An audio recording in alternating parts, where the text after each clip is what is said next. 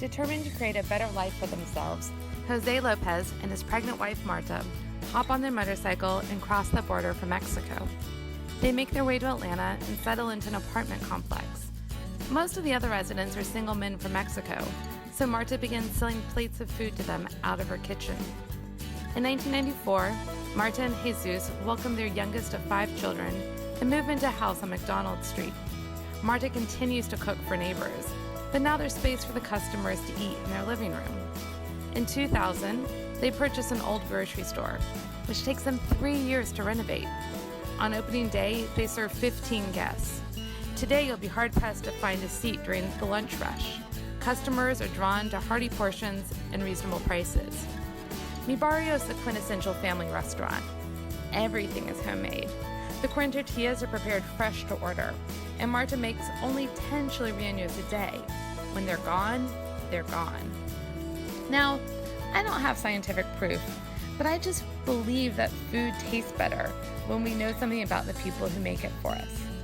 But usually, when we go out to eat, we don't get to meet the people who are cooking for us. That's where my book comes in.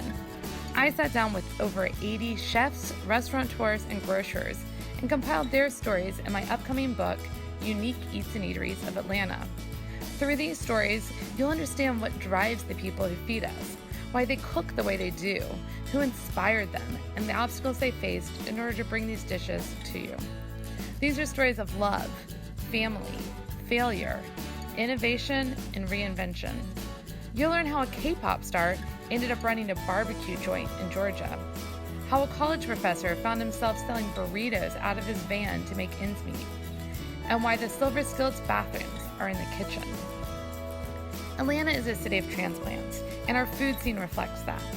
Sure, we have our fair share of southern restaurants, some dating as far back as the 1920s, and each boasting that they serve the very best fried chicken in the city.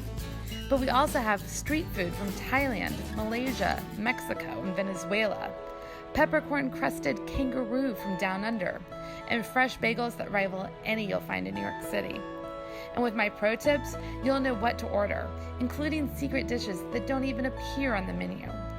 Whenever I travel to a new country or city, I research what and where to eat because, well, 1, I love to eat, and 2, you can learn so much about a place, and more importantly, its people, through the food.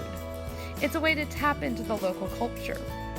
So whether you're planning a trip to Atlanta, you just moved here, or you've lived here your whole life, you'll feel more connected to the city by learning the stories behind the unique eats and eateries of Atlanta.